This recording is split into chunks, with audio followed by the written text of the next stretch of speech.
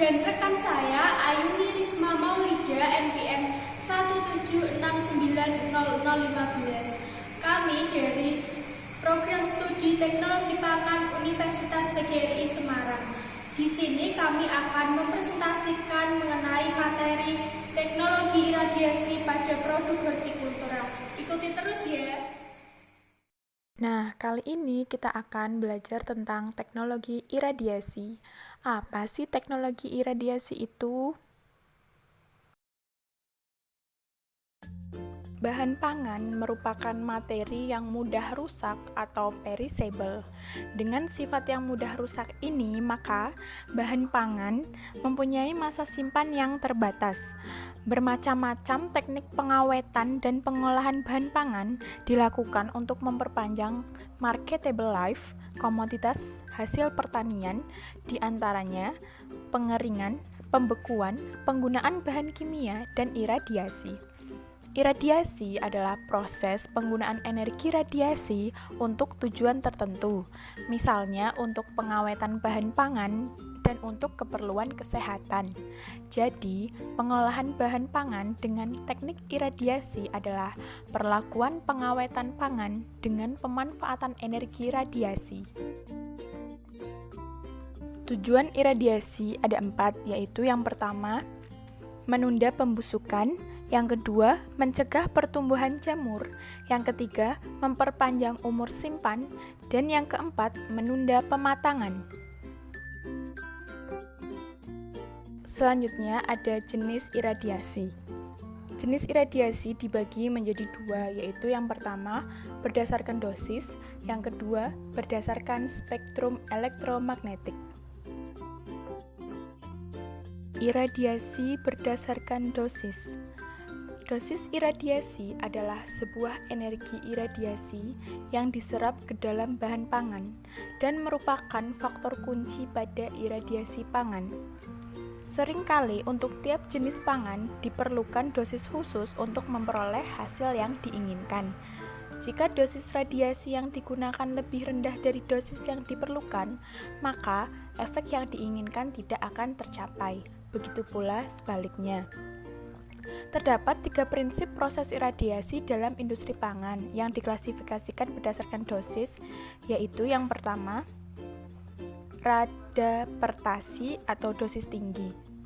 Dosis ini biasanya digunakan untuk sterilisasi hingga dapat membunuh semua mikroorganisme. Yang kedua yaitu radisidasi atau dosis sedang. Dosis ini biasanya digunakan untuk membunuh seluruh bakteri patogen non-spora, termasuk Salmonella dan Listeria.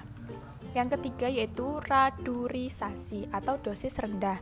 Dosis ini digunakan untuk mengurangi jumlah bakteri yang ada pada produk pangan, serta menunda pematangan. Iradiasi berdasarkan spektrum elektromagnetik. Berdasarkan spektrum elektromagnetik, iradiasi dibagi menjadi 2. Yang pertama, radiasi panas. Yang kedua, radiasi pengion. Radiasi panas yaitu radiasi yang menggunakan sinar dengan frekuensi yang rendah atau panjang gelombang yang panjang. Sebagai contoh, sinar inframerah yang sebagian besar energinya dikeluarkan dalam bentuk panas. Yang kedua, radiasi pengion, yaitu radiasi yang menggunakan sinar dengan frekuensi tinggi atau panjang gelombang yang pendek. Contoh radiasi pengion misalnya sinar UV atau ultraviolet, sinar alfa, sinar beta, dan sinar gamma. Biasanya, dalam pengawetan bahan pangan lebih sering menggunakan radiasi sinar gamma. Radiasi pengion ini dapat memberikan efek nyata pada asam nukleat yang ditandai oleh adanya perubahan pada basa dan pirimidin, yaitu kerusakan pada struktur glikosida. Efek radiasi pada asam DNA dapat memberikan kontribusi yang penting pada pengawetan makanan karena dapat mengakibatkan investasi mikroorganisme, disinvestasi serangga, dan penghambatan tunas serta penundaan kematangan pada buah. Skema proses pengolahan bahan pangan dengan menggunakan iradiasi. Nah, pertama-tama sumber iradiasi. Sumber iradiasi ini dapat berupa sinar X, gamma, dan berkas elektron. Kemudian, sumber iradiasi disinari pada bahan pangan. Dan pada bahan pangan terjadi eksitasi, ionisasi, dan perubahan komponen pada bahan pangan, sehingga menyebabkan efek fisik, kimia, dan biologis pada bahan pangan. Efek fisik, kimia, dan biologis tersebut dapat berupa pertumbuhan sel bahan pangan terhambat, mikroorganisme patogen dan pembusuk mati, perubahan warna, aroma, dan tekstur bahan, serta perubahan nilai nutrisi. Pada gambar juga dapat mewakili bagaimana proses radiasi pada apel. Yang pertama-tama, awalnya apel masih belum steril, kemudian dilakukan penyinaran yang bersumber dari sinar gamma, kemudian apel menjadi steril. Selanjutnya yaitu interaksi antara radiasi pengion dengan bahan pangan. Interaksi antara radiasi pengion dengan bahan pangan terjadi pemindahan energi partikel melalui tumbukan dengan muatan dalam bahan dan penurunan intensitas gelombang elektromagnetik ketika melewati bahan. Energi yang dipindahkan pada bahan dapat menimbulkan ionisasi dan eksitasi. Ionisasi merupakan pelepasan elektron dari orbit atomnya akibat adanya energi dari luar, sedangkan eksitasi merupakan pemindahan elektron ke tingkat orbit yang lebih tinggi jika diberi energi dari luar. Interaksi antara sinar gamma, sinar X, dan berkas elektron pada bahan pangan akan tergantung pada energinya. Kemungkinan yang dapat terjadi yaitu interaksi fotoelektrik, interaksi antara Compton, dan produksi pasangan ion. Dari ketiga interaksi ini yang paling dominan pada iradiasi bahan pangan adalah interaksi Compton, karena interaksi Compton ini sudah cukup menyebabkan terjadinya ionisasi. Radiasi ionisasi akan menyebabkan dua efek biologi pada serangga, yaitu letalitas dan sterilitas. Efek letal menyebabkan kematian serangga dalam periode waktu yang tergantung pada tingginya dosis radiasi, sedangkan sterilitas akan menyebabkan hilangnya kemampuan bereproduksi meskipun serangga masih hidup dalam beberapa minggu. Selanjutnya yaitu teori interaksi dengan materi biologi. Terdapat dua teori interaksi dengan materi biologi, yaitu yang pertama heat theory dan yang kedua indirect heat theory. Heat theory yaitu radiasi yang langsung menghantam materi yang dilaluinya. Sedangkan indirect heat theory yaitu terjadinya radikal bebas reaktif yang dapat merusak materi yang dilaluinya. Interaksi antara radiasi dan materi hidup mengakibatkan terjadinya efek biologi. Nah, efek biologi dan interaksi antara radiasi dengan bahan pangan ini terdiri dari 4 kelompok, yaitu acute, delayed, genetik, dan foetal. Untuk acute yaitu efek yang cepat terjadi dalam kurun waktu jam, hari, atau minggu, sedangkan delayed yaitu efek yang tampak dalam kurun waktu bulan atau tahun, sedangkan genetik yaitu efek yang tampak hanya pada keturunan, sedangkan foetal yaitu efek yang terjadi pada embrio yang diiradiasi. Kemudian sumber energi iradiasi.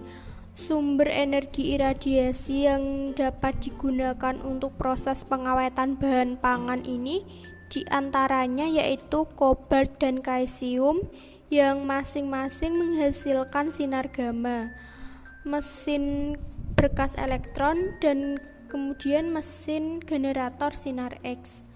Nah, sinar gamma yang dipancarkan oleh radionukleotida atau kobalt dan kalsium merupakan sumber iradiasi pengion yang paling banyak digunakan dalam pengaplikasian pengawetan makanan. Nah, pada umumnya sinar gamma yang digunakan untuk radiasi adalah hasil peluruhan inti atom, yaitu kobalt, karena kobalt memiliki energi radiasi yang lebih besar sehingga mempunyai daya tembus yang lebih besar pula dan banyak tersedia di pasaran. Kobalt adalah sejenis metal yang mempunyai karakteristik hampir sama dengan nikel. Nah, di Indonesia sumber radiasi yang sudah siap diaplikasikan untuk makanan adalah sumber radiasi yang berasal dari radionuklida atau kobalt. Akan tetapi mesin berkas elektron sebagai sumber radiasi pengion memiliki peluang yang besar untuk dikembangkan di Indonesia sebagai sarana pengawetan dalam bahan pangan. Untuk selanjutnya yaitu mesin berkas elektron. Mesin berkas elektron adalah alat yang digunakan untuk pemercepat elektron yang dapat menghasilkan radiasi berkas elektron secara kontinu dan dapat digunakan sebagai sumber radiasi pengion. Nah, prinsip kerja dari mesin berkas elektron secara umum yaitu elektron dipancarkan dari filamen atau dari bahan tungsten yang dipanaskan dalam ruang vakum tinggi oleh catu daya listrik. Kemudian elektron diarahkan dan difokuskan oleh medan listrik. Selanjutnya akan dipercepat oleh tegangan tinggi pada tabung pemercepat. Kemudian dipayarkan ke dalam tabung pemayar oleh medan magnet dan menembus jendela tipis ke atmosfer yang menghasilkan berkas elektron berenergi tinggi. Selanjutnya adalah regulasi iradiasi pangan. Di sini ada 4. Yang pertama adalah label nomor 69 tahun 1999 pada paragraf ke-34. Yang kedua, Codex Alimentarius Commission untuk makanan iradiasi.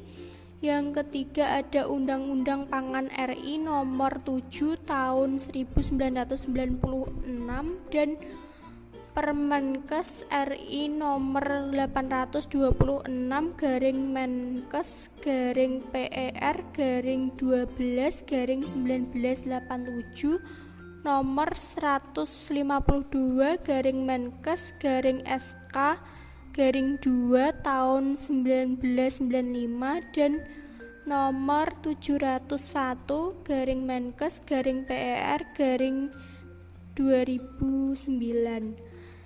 Nah, pada slide telah ditampilkan logo Radura, yaitu Radiation Duration.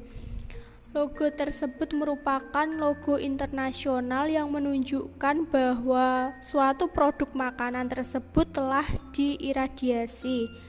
Gambar tanaman yang ada di tengah yang berupa lingkaran dan 2 daun menunjukkan agricultural product dalam kemasan tertutup yang disimbolkan dengan lingkaran.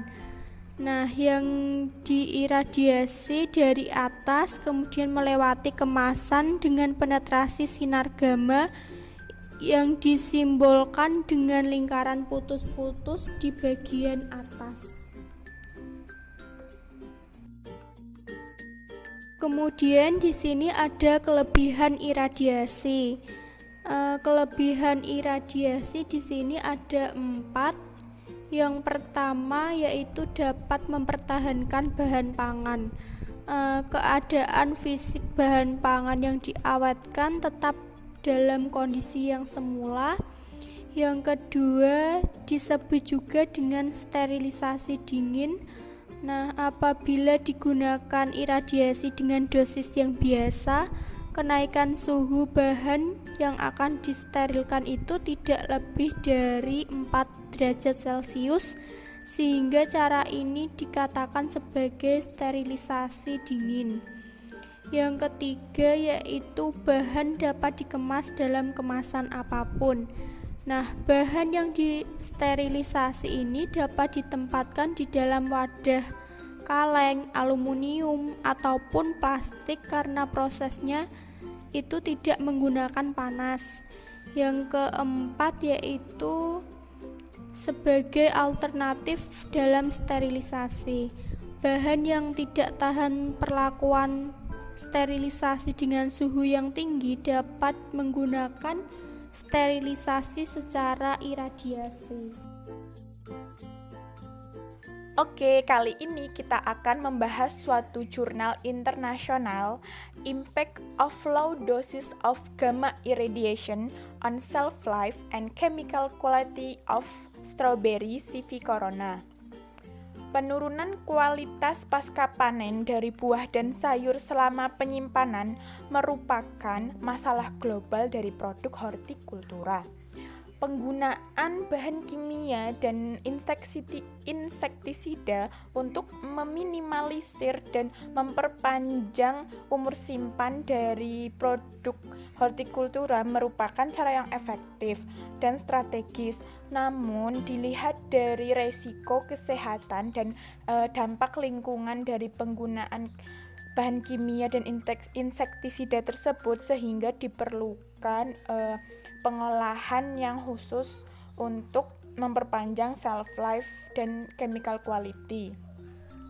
Oleh karena itu, tujuan dari penelitian ini yaitu untuk mengevaluasi pengaruh umur simpan dan atribut kimia stroberi yang disinari iradiasi gamma dengan dosis 0,5 kg, 1 kg, dan 1,5 kg selama 9 hari penyimpanan pada suhu ruang. Metode penelitiannya yaitu pertama-tama buah stroberi dipilih dengan berat yang seragam yaitu sekitar 500 gram. Kemudian dimasukkan kotak plastik berlubang transparan. Selanjutnya, masing-masing stroberi dikenakan iradiasi gamma dengan beberapa perlakuan, yaitu ada yang 0,5, 1, dan 1,5 kg. Selanjutnya disimpan 9 hari pada suhu kamar antara 16 sampai 18 derajat Celcius. Kemudian dianalisis. Selanjutnya kita masuk ke hasil dan pembahasan. Analisis pertama yaitu kadar pH, TSS atau Total Soluble Solid, dan TA atau Titrable Acidity. Yang pertama ada pH. Dapat dilihat hasil rata-rata dari pH kontrol dan perlakuan selama penyimpanan yaitu rata-rata 3,9,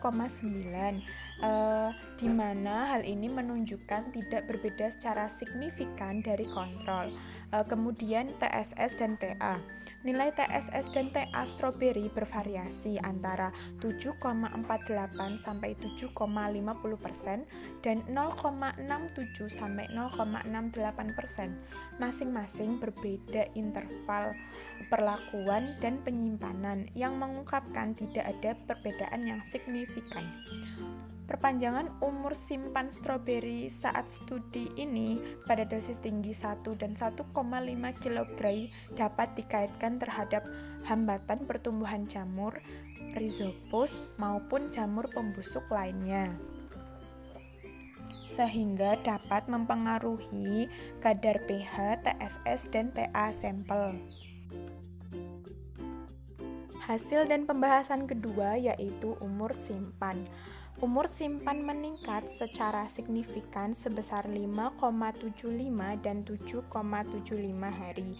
Dicatat dalam sampel yang diiradiasi dengan 1 dan 1,5 kg masing-masing bila dibandingkan dengan kontrol dan 0,5 kg di mana masa penyimpanan buah uji hampir 3 hari. Dalam perawatan kontrol setelah hari ketiga, penyimpanan atribut sensorik buah berangsur-angsur memburuk, membuat tidak bisa diterima. Hasil serupa diperoleh oleh 0,5 kg sampel meskipun pada umur simpan dosis ini sedikit tetapi tidak signifikan meningkat. Hasil menunjukkan bahwa dosis radiasi 1 dan 1,5 kg efektif dalam memperpanjang umur penyimpanan buah uji, sementara dosis yang lebih rendah tidak memiliki efek yang signifikan pada parameter ini. Hasil dan pembahasan yang ketiga yaitu susut bobot. Nah, berikut adalah diagram susut bobot stroberi dengan dosis radiasi yang berbeda selama 3 hari penyimpanan, 6 hari, dan 9 hari penyimpanan. Nah, kehilangan berat atau susut bobot efek dari interval penyimpanan dan radiasi dosis, terutama dosis yang lebih tinggi, memiliki efek yang signifikan pada penurunan berat pada buah. Nah, penurunan berat buah pada hari yang ketiga, ke-6, dan ke-9 penyimpanan ini sangat bervariasi. Penurunan berat maksimum terjadi dalam kontrol dan 0,5 kg pada penyimpanan hari ke-9 yang masing-masing menyumbang 58% dan 57,5%. Sebaliknya pada dosis iradiasi yang 1 dan 1,5 kg secara signifikan dapat mengurangi penurunan susut bobot yang terjadi pada buah, yaitu masing-masing 50,5% dan 38,25% pada penyimpanan hari ke-9. Hasil dan pembahasan yang keempat yaitu keluruhan.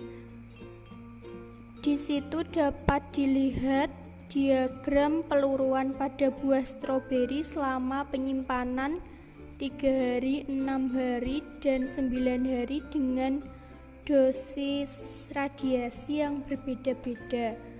Nah, perlakuan iradiasi dan periode penyimpanan secara signifikan dapat mengubah persen peluruan pada buah.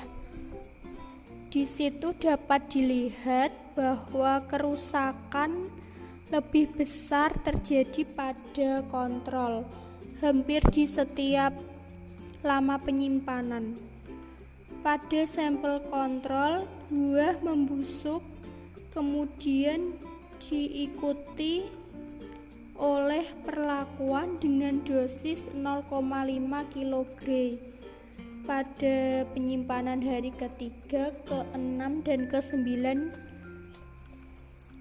Setelah itu, peningkatan dosis radiasi menjadi 1 kg dan 1,5 kg itu dapat memperlambat kerusakan. Pada 2 tingkat dosis ini, persentase buah busuk berkurang secara signifikan di hari penyimpanan yang berbeda-beda. Nah, dosis radiasi 1,5 kg ini terbukti paling efektif dalam mengendalikan pembusukan yang terjadi pada buah stroberi. Yang terakhir yaitu kesimpulan dari pembahasan jurnal. Yang pertama, dosis rendah. Dosis yang paling rendah yaitu 0,5 kg ini tidak menyebabkan setiap perubahan yang signifikan dalam hal umur simpan, persen pembusukan, penurunan berat pada buah, serta atribut kimia pada buah. Nah, yang kedua, dosis 1 kg dan 1,5 kg. Iradiasi gamma dengan dosis 1 kg dan 1,5 kg ini secara efektif dapat memperpanjang umur simpan buah stroberi, dapat mempertahankan atribut kimianya, dapat memperlambat pembusukan, dan dapat meminimalkan penurunan berat tanpa menyebabkan kerusakan yang nyata pada buah-buahan. Yang ketiga, dosis 1,5 kg, dosis iradiasi gamma 1,5 kg ini efektif digunakan untuk memperpanjang umur simpan dan untuk meminimalkan pembusukan pasca panen dan penurunan berat stroberi tanpa menyebabkan perubahan drastis pada nilai pH-nya, total soluble solid, serta titrable acidity.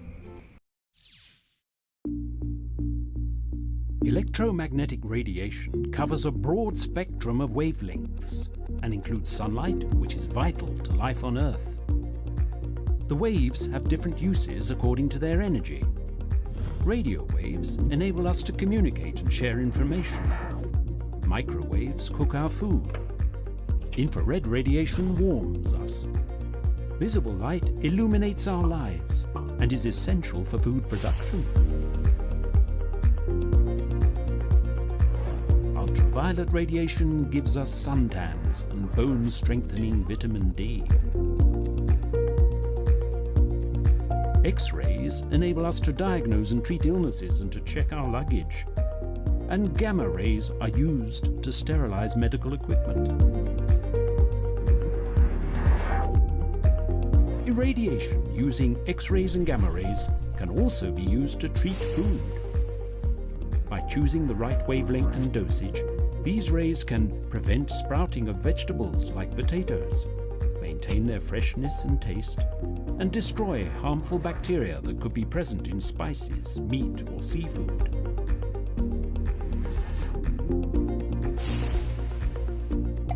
They also can rid fresh fruits and vegetables of insects that might otherwise hitchhike, spreading to other regions of the world, where they could have devastating effects on the environment and agriculture.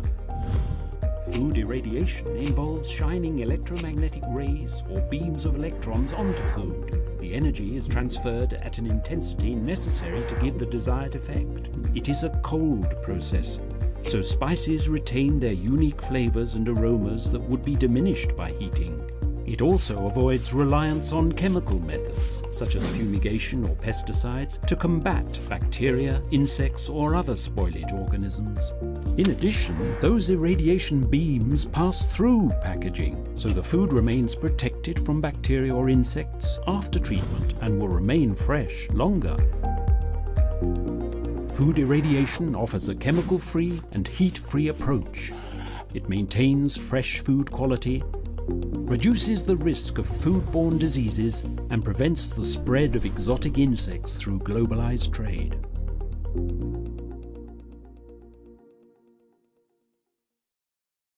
Nah, tadi kita sudah menyaksikan video animasi tentang teknologi iradiasi pada pengolahan pangan.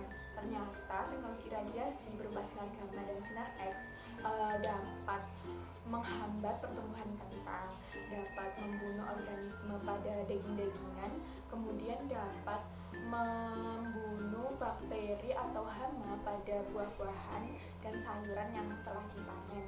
Kemudian biasanya teknologi radiasi ini diberlakukan pada saat proses pengemasan atau packaging. Hal ini ditujukan untuk melindungi bahan pangan yang sudah dikemas sehingga selamat sampai tangan konsumen.